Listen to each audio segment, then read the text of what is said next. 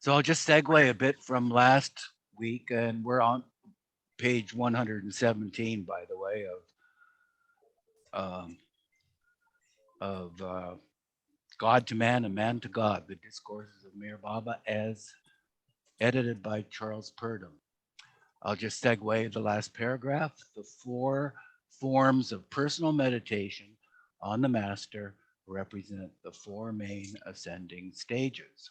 1, perceiving the spiritual ideal in the Master. 2, concentrating upon the Master as an embodiment of the spiritual ideal. 3, loving the Master as a manifestation of the spiritual ideal. And 4, expressing the spiritual ideal perceived in the Master in one's own life.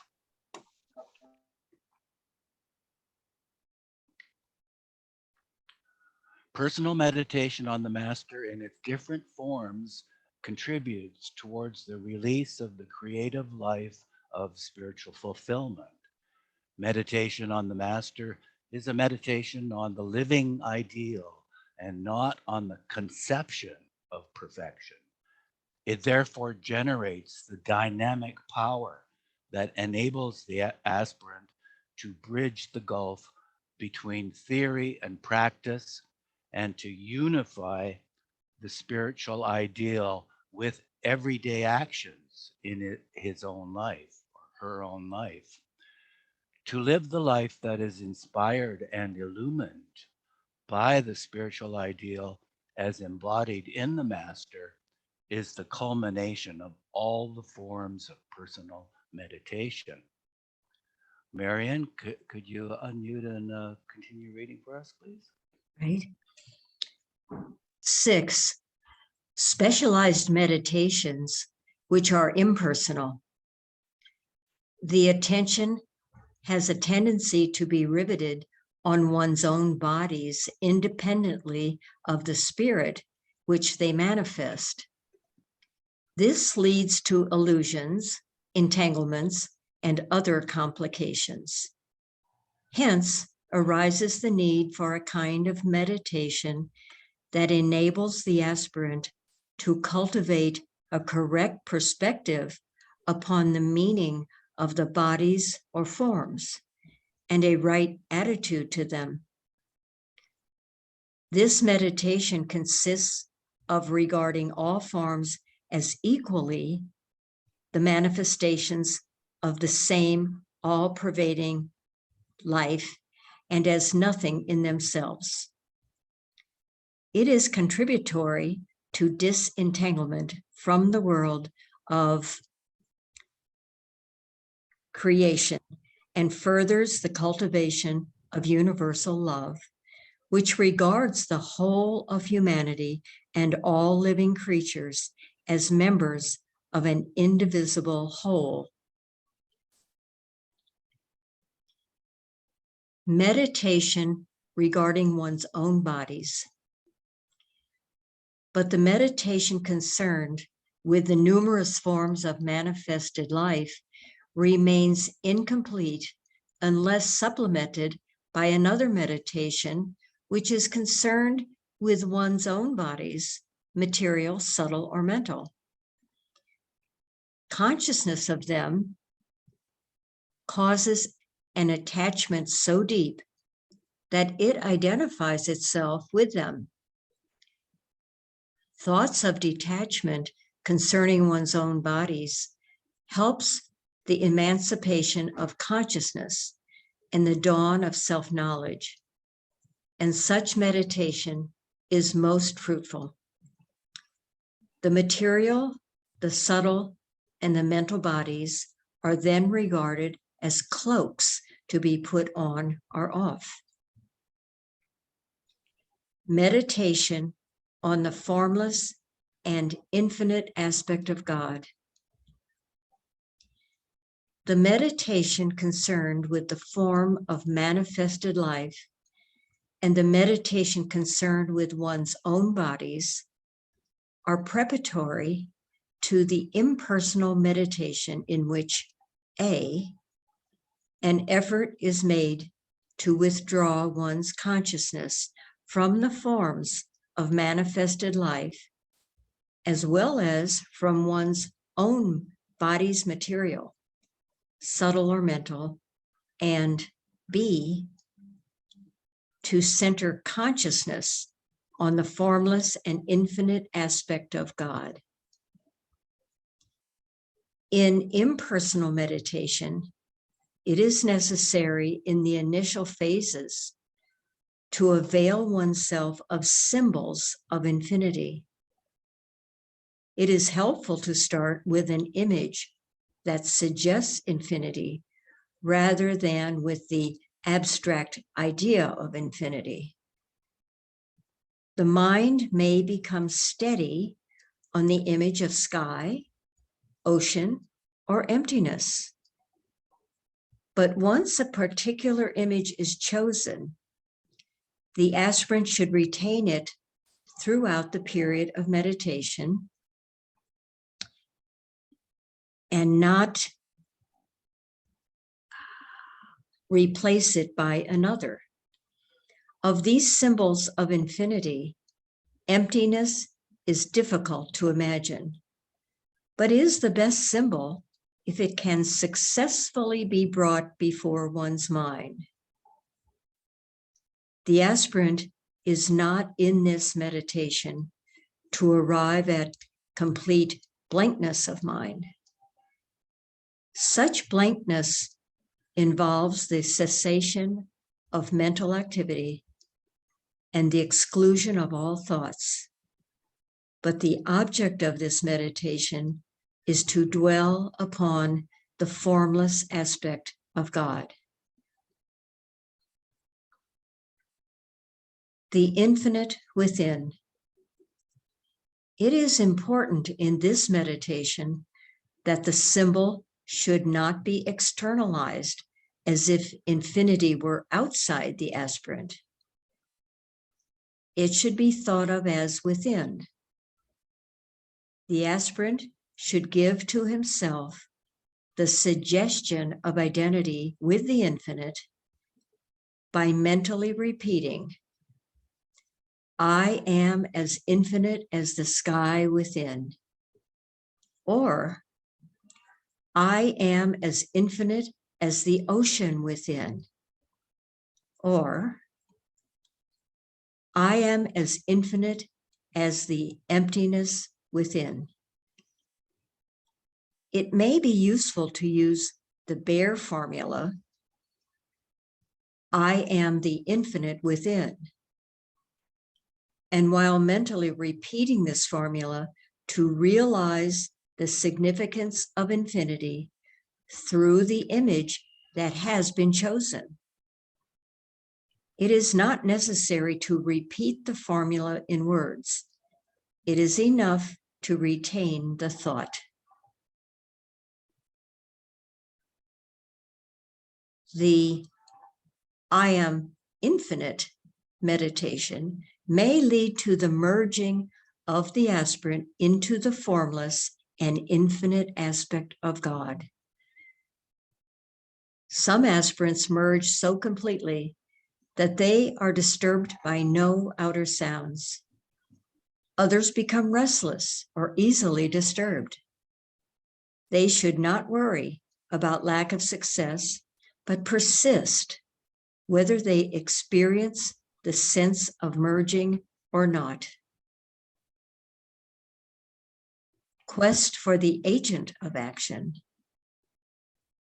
The forms of meditation that have been so far explained are concerned with the impersonal objects of experience. But some impersonal forms of meditation are concerned with the subject of experience. One such form of meditation consists in repeating the question, who is it that does these things? The aspirant finds himself thinking such thoughts as, I sleep, I walk, I eat, I talk. I see, hear, touch, taste, and smell. I think, feel, and desire, etc. But the question is, who is this I? The self does not experience any of these things.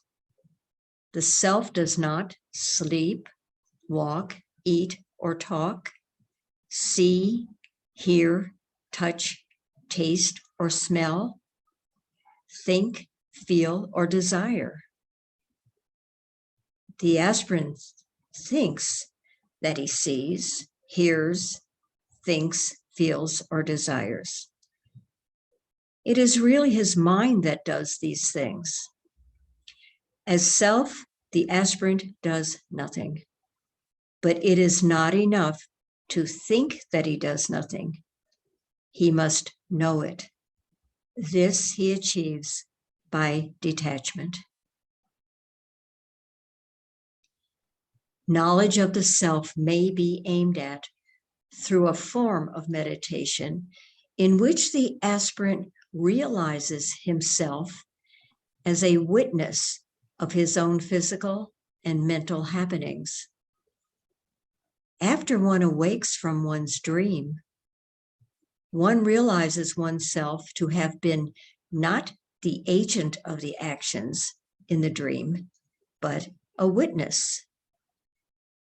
If the aspirant persistently practices considering himself as a witness of the physical and mental happenings that he experiences in wakefulness, he will develop detachment, which brings freedom from the sufferings connected with worldly events. This meditation is intended to lift the aspirant out of the bonds of time and to secure for him relief from the fret connected with expressions of limited energy. As a witness, the self remains aloof from all events in time, and the results of actions do not bind it. All this has to be experienced and not merely thought of.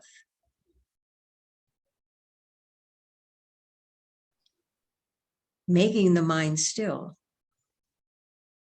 The forms of meditation concerned with experience, however, are subject to the handicap that experience can never be the object of thought or meditation. These forms of meditation, therefore, can at best take the aspirant near to self-knowledge, which is made complete when the domain of the mind is transcended. Some impersonal forms of specialized meditation are, therefore, concerned with mental operations and aim at making the mind still. Writing down thoughts. To acquire control over one's thoughts is to become fully conscious of what they are. Thoughts have to be attended to before they are controlled. In introspection, it is often not possible for the beginner to devote attention to the thoughts that pass through his mind. It is therefore helpful for the aspirant occasionally to write down his thoughts as they come and to inspect them at leisure. This process is different from writing what is planned beforehand. Thoughts arise without direction or restraint and are allowed to show themselves as they come, so that repressed elements from the subconscious gain access to the conscious mind. Watching mental operations. In a more advanced stage, an intensive awareness of mental processes can take place while thoughts appear in consciousness. Writing then becomes unnecessary. The watching of mental operations should be accompanied by the critical evaluation of thoughts. Thoughts cannot be controlled except through appreciation of their value or lack of value. When the thoughts that assail the mind are critically evaluated and the internal stirrings of sanskaras are faced, understood, and taken for what they are worth, the mind is freed from obsessions and compulsions in relation to them. Thank you, Marion. Ernie, could you unmute and continue reading for us, please?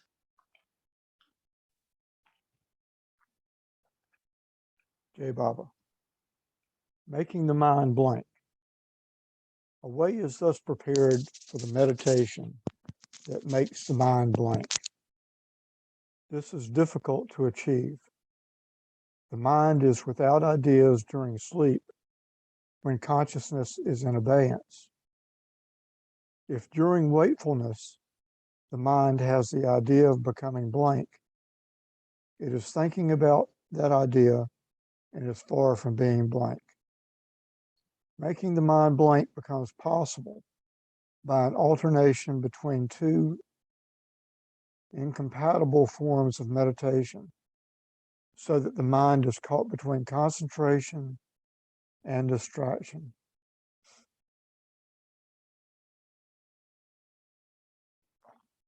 Thus, the aspirant can concentrate on the master for 5 minutes and then keep his mind steady for a further 5 minutes.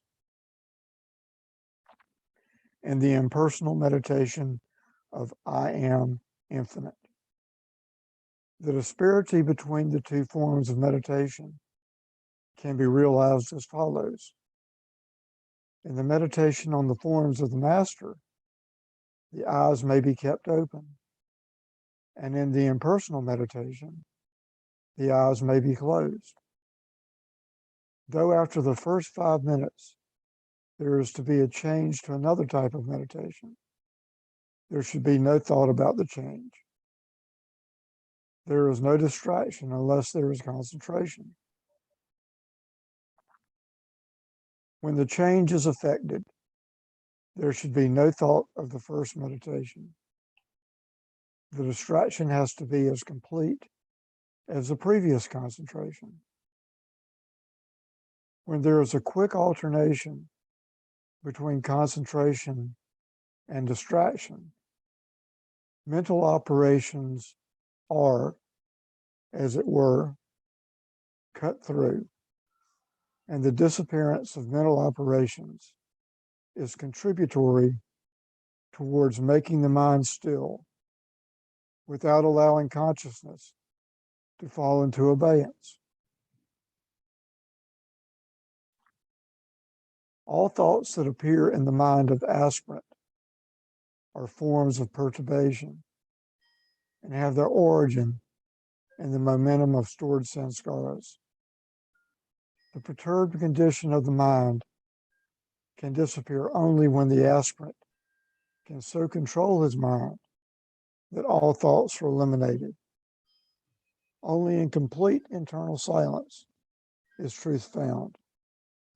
When the surface of the lake is still, it reflects the stars. So when the mind is tranquil, it reflects the nature of the self.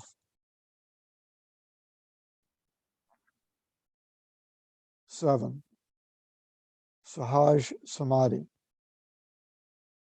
The different forms of meditation practiced before consciously entering the path, as well as the different forms of general and special meditation adopted after becoming an aspirant, are preparatory to the attainment of the highest state of Sahaja Samadhi, or spontaneous meditation, in which the aspirant becomes permanently established when he realizes the ultimate goal of life.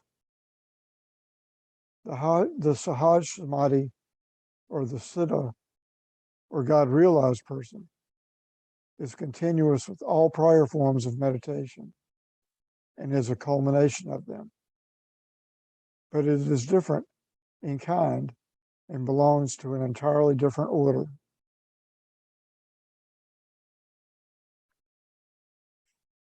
Pre-spiritual meditations.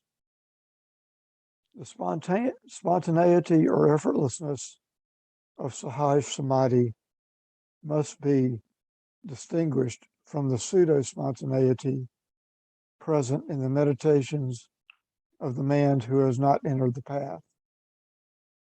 The mind of the worldly man is engrossed in objects of sense, and he experiences no sense of effort in the meditations concerning these objects.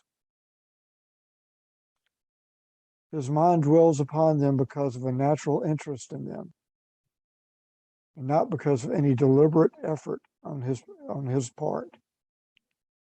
The sense of effort arises not in allowing the mind to dwell upon these objects, but in trying to dissuade it from them. So the pre-spiritual forms of meditation seem to have some similarity with the culminating Sahaja Samadhi of the Siddha in having a sense of spontaneity. But this resemblance between the initial phase of meditation and its final phase is superficial, since Sahaja Samadhi and pre-spiritual meditations are separated by vital differences of great spiritual importance. The sense of spontaneity experienced in the pre-spiritual meditations concerned with worldly objects and pursuits is due to the interest created by sanskaras. The pre-spiritual meditations are the working out of the momentum of accumulated sanskaras of the past.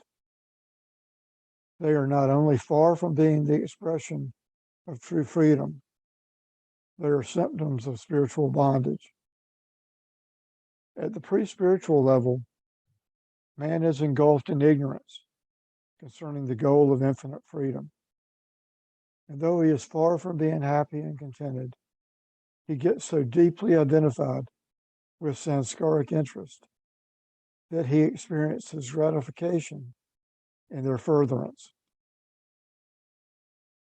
But the pleasure of his pursuits is conditional and transitory, and the spontaneity that he experiences in them is illusory, because through all his pursuits, his mind is working under limitations.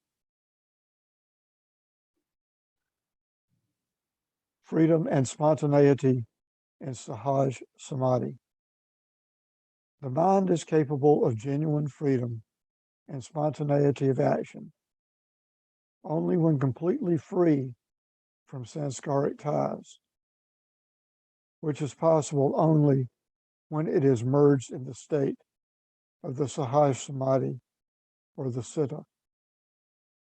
It is therefore important to note that though there may seem to be a resemblance between the Sahaja Samadhi of the Siddha and the pre-spiritual meditations of the worldly man, this resemblance hides the difference between illusory and true spontaneity, bondage and freedom, pleasure and abiding happiness. In the pre-spiritual meditations, the movement of the mind is under unconscious compulsion, and in Sahaja Samadhi, mental activity is released under conscious initiative. The different forms of meditation that characterize the life of the spiritual aspirant are midway between the pre-spiritual meditations of the worldly man and the Sahaja Samadhi of the Siddha, and constitute the link between them. When a man's acquiescence in samskaric interests is profoundly disturbed by any setback, defeat, or suffering, or is shaken by an imparted spark of spiritual understanding, he becomes conscious of his bondage and the falseness of his perceptions. And the different forms of meditation that are resorted to arise out of his struggle towards emancipation from the bondage of receptive desires. The forms of meditation that are spiritually important begin when a person has become an aspirant or sadhaka. Thanks, Ernie. Vijay, could you unmute and continue reading for us?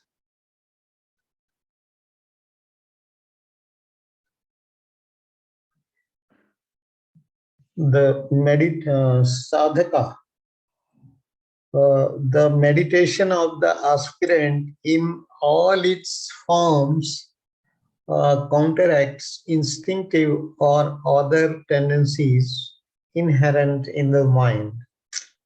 He adopts different forms of meditation as a means to an end because he looks upon them as avenues to the truth.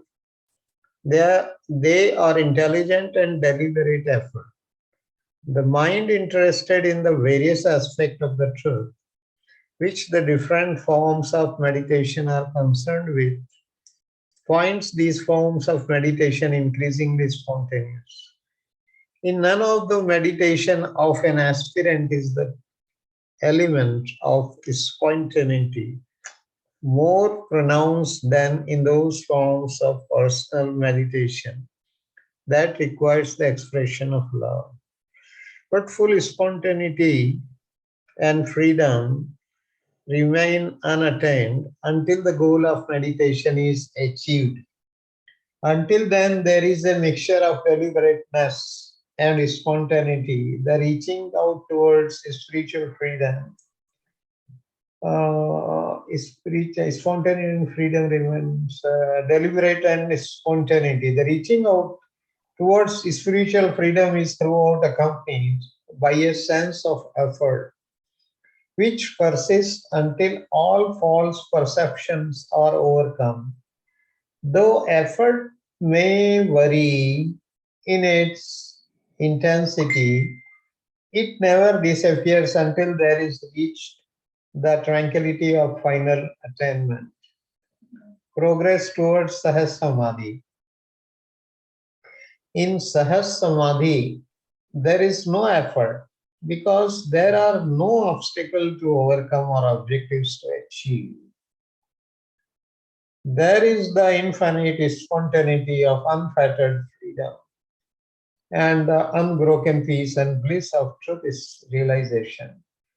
Progress towards Sahaja Samadhi consists of transition from unquestioned acquiescence in the momentum of sanskaras to a desperate struggle with samskaric limitations and ends in complete freedom when consciousness is no longer, I like it best, determined by the deposits of the past, but is active in the perception of the eternal truth. The Sahaja Samadhi of the Siddha is different from the meditation of the aspirant, not only in respect of freedom and spontaneity of consciousness, but also in other respects. All the different forms of meditation in which the aspirant may be engaged aim at securing a merging of the mind in the infinite truth. They only partially succeed and fall short of the annihilation of the individual mind. They represent varying degrees of approximation towards the spiritual goal, but not its realization. In Sahaja Samadhi, however, there is realization of the spiritual goal, for the limited mind is completely annihilated and has arrived at the total merging in the infinite truth. exaltation in meditation. The aspirant meditation in its higher forms often brings a sense of expansion and freedom, as well as the joy and illumination of the higher planes. Illumination of the higher planes, not elimination. But neither the sense of expansion and freedom, nor the joy and illumination are abiding, because when the aspirant comes down from his exalted state, he is again what he was, with a person held up in the shackles of samskaric limitations. Just as prisoner who, looking out of the window of his prison at the expanse of the sky, may get lost in the vision of his face, so the aspirant who enters into a trance meditation may temporarily forget limitations, immersed in the light and bliss that it brings. But though the prisoner may have forgotten the prison, he has not escaped from it. Neither has the aspirant absorbed in the trance meditation lost the chains that hold him to the world of illusion. The prisoner becomes conscious of his bondage as soon as he turns his mind to his surroundings, and the aspirant becomes conscious of his failing as soon as he returns to normal consciousness. The ascending form of trance meditation may bring increasing occult powers, but not the unending knowledge and bliss accessible in the Sahaja Samadhi to the Siddha, who has attained emancipation by breaking through the chains of Maya. There is still another difference between the trance meditation of the aspirant and the Sahaja Samadhi of the Siddha. The trance meditation is usually sustained by some phenomenal object capable of exercising attraction. The lights, colors, tastes, smells, and sounds of the subtle sphere have their part to play in helping the mind to withdraw from worldly things. Thus, the trance meditation of the aspirant is not self-sustained being dependent upon the objects to which the mind directs itself. Sahaja Samadhi is self-sustained. The Sahaja Samadhi of the Siddha is self-sustained and in no way dependent upon any object of the mind. It is a state of wakefulness which has the steadiness of true perception. The different forms of general and specialized meditation resorted to by the aspirant are valuable within limits. They must not be looked upon as having the same value for all or as being equally necessary for all. They are among the ways and lead towards the divine destination. For the few who are in an advanced spiritual state, the ordinary forms of meditation are unnecessary. Those who are in direct contact with a God-realized master may find the special forms of meditation unnecessary. It is enough to be under the guidance of the master and to have love for him. Wow. Those rare beings who have attained self-realization and are always in the state of Sahaja Samadhi not only do not need any form of meditation, but themselves become object of meditation when they are able to give their help to others. Wow.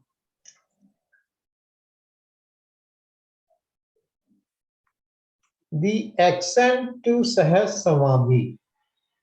When the mind is tuned to the object of meditation, it merges in the truth and experiences Sahaja Samadhi, or a state of spontaneous enjoyment of uninterrupted self-knowledge in which the aspirant loses his limited individuality to discover that he is identical with God. The Sahaja Samadhi is a culmination of the earlier forms of personal and impersonal meditation, not their product. Thank you, All Vijay. forms of meditation, pardon me? Thank you, Vijay. Yeah, thank you. Marvin, could you unmute and read for us next? All forms of meditation, followed by the aspirant, as well as his other spiritual efforts, have but one aim: to realize his longing to be united with the infinite. When this union is effected by the sadhaka, the aspirant, when this union is effected, the sadhaka aspirant becomes siddha, one who has attained the goal. The union with the infinite, which the siddha achieves, is referred to by the Sufis as vasal. It is this state of union with God which is described by Christ in the words, "I and my Father are one." Many have written about this highest state of consciousness, but it remains indescribable. It cannot be expressed in words and therefore cannot be explained. But though it can never be, but though it can never be explained, it can be experienced. This highest state of the siddha is called the state of Sahaja Samadhi. To dwell in Sahaja Samadhi is to experience the God state, in which the self knows itself to be God because it has shed all limiting factors. The God state of the siddha is in contrast to the body state of the worldly man. The worldly man, concerned with eating, drinking, sleeping, arid, the satisfaction of other bodily desires. Arid is probably and, Mark. Yeah, I was thinking that word, yeah. And the satisfaction of other bodily desires does not extend his consciousness beyond the body and thinks in terms of the body. He lives and moves and has his being in time and space. The life of energy. The first step towards the God state of Sahaja Samadhi is taken when the body state is transcended. The shedding of the body state means entering the sphere of existence that is comprised of energy. The self is not subject to time and space. It is lifted to the domain of energy. Body or form is a solidification of energy. And to rise from the world of forms to the sphere of energy amounts to an advance towards a pure state of being. The energy state is free from many of the limitations that obtain in the world of forms. Consciousness then vibrates in and through energy.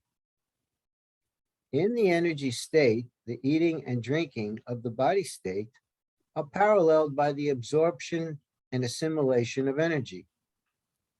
The self at this level exercises control over energy. It is through the use of energy that it seeks fulfillment, but its actions are still within the domain of spiritual limitation. It can see, hear, and smell things that are inaccessible to the body state, and can perform many things, such as producing light in the dark or living for thousands of years only on the drinking of energy, which appear to be miracles to those who are in the body state. But the sphere of its existence is that of energy, and its life is completed by energy. The energy state is the state of the spiritually advanced, but is far from being the state of perfection, which expresses itself through the Sahaja Samadhi of the siddha. The life of the mind. The second important step towards Sahaja Samadhi is taken when the self transcends the domain of energy and enters the domain of the mind. All energy is an expression of the mind.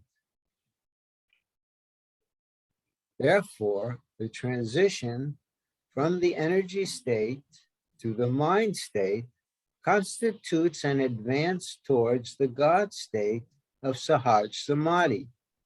In the mind state, consciousness is directly linked with the mind. Here, consciousness is in no way fettered by the body or energy. The saints who are in the mind state have full control over the body and energy. They can read and influence the minds of others and even raise the dead.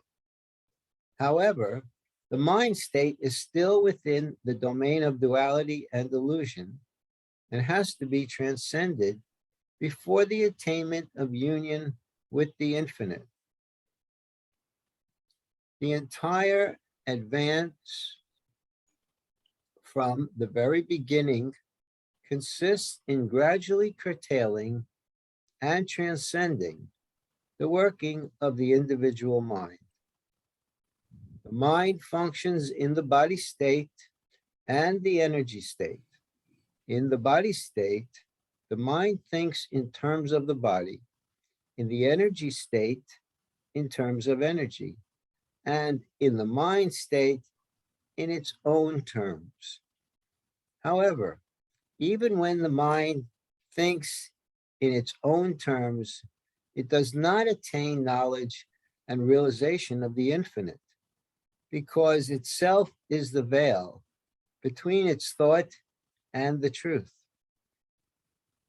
Though the mind may be unencumbered by the life of the body or the life of energy, it is still limited by separate consciousness. The mind has to be merged and dissolved in the infinite before it is possible to experience the God state of Sahaja Samadhi. Form is solidified energy. Energy is an expression of the mind. The mind is the covered mirror of eternity, and eternity is the truth, which has thrown off all the masks of the mind. To discard the limiting mind is no easy thing.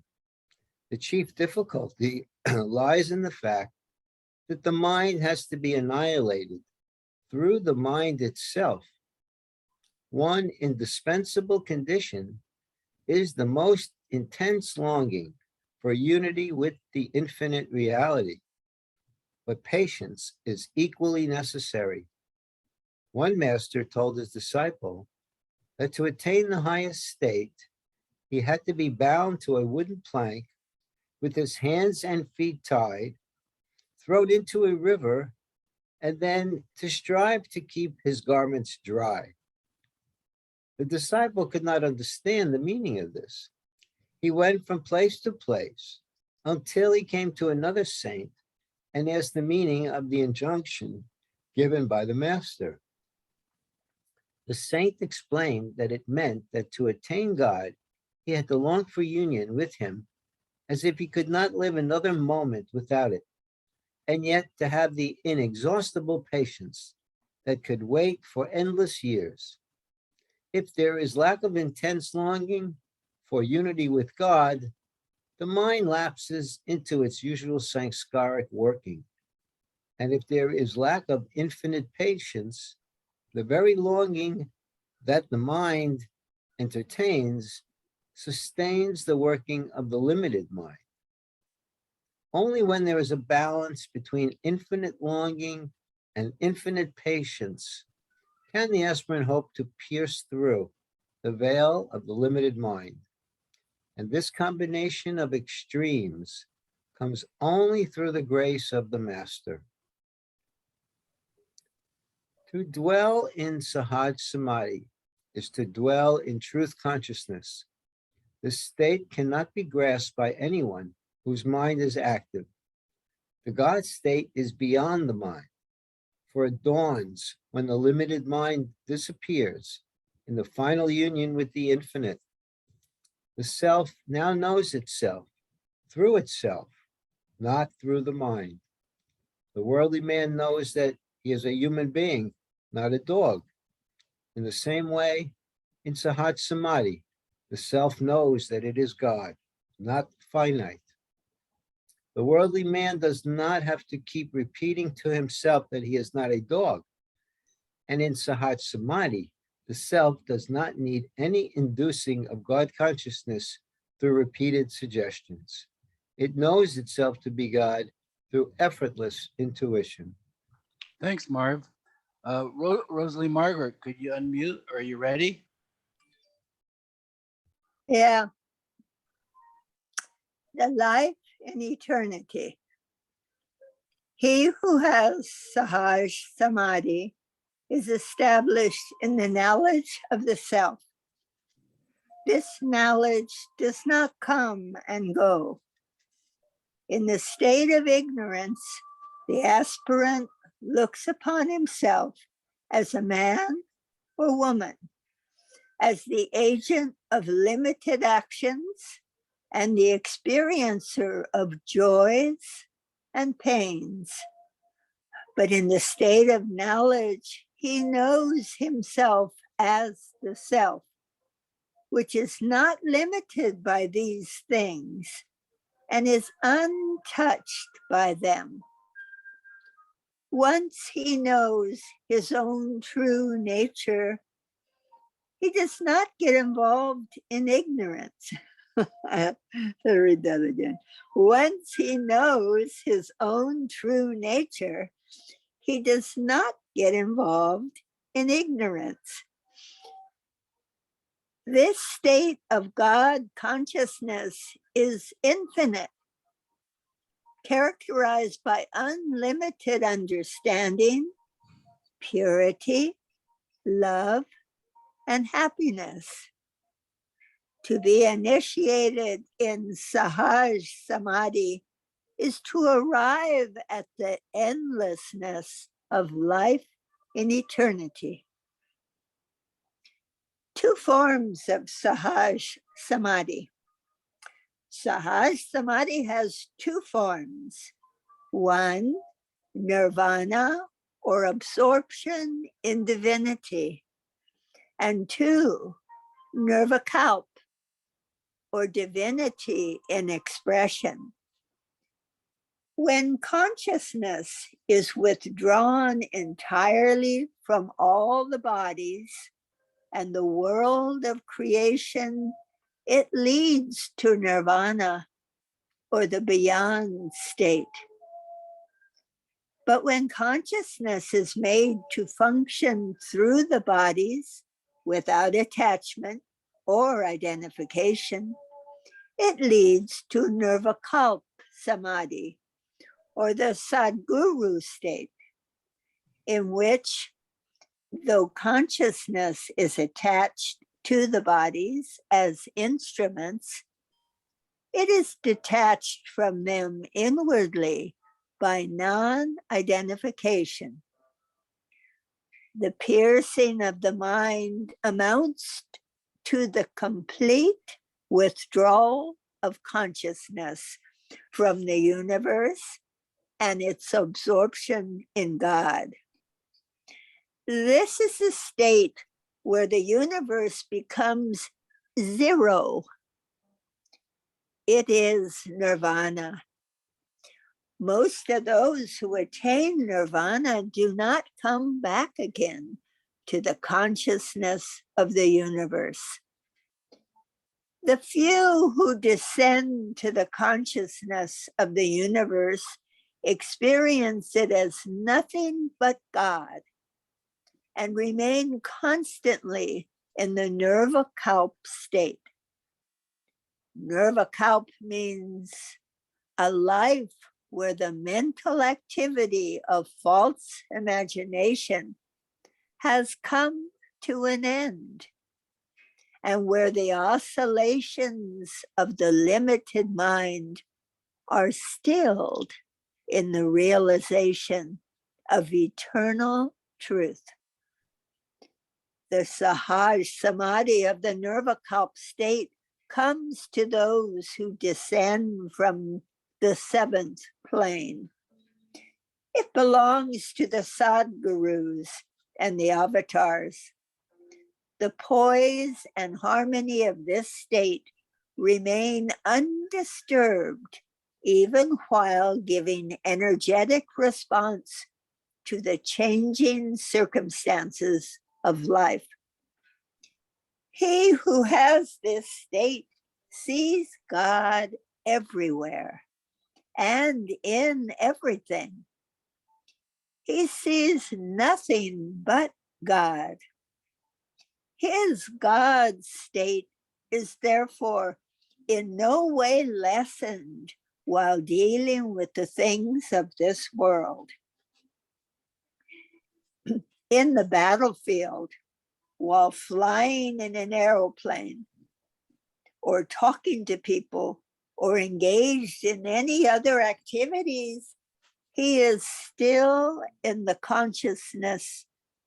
He is still in the conscious enjoyment of the truth. The state of nirvana and the nirvikalpa state are similar to the state of mukti or moksha in representing the merging of the individual soul in God and in yielding the eternal bliss and infinite knowledge of super consciousness. But mukti or moksha is experienced after the soul has dropped its bodies.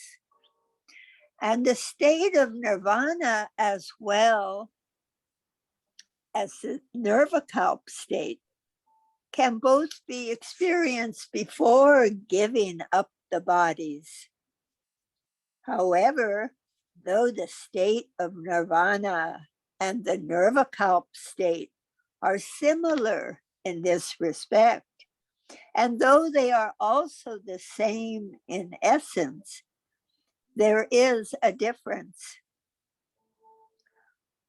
When the self leaves the ego shell and enters into the infinite life of God, its limited individuality is replaced by unlimited individuality.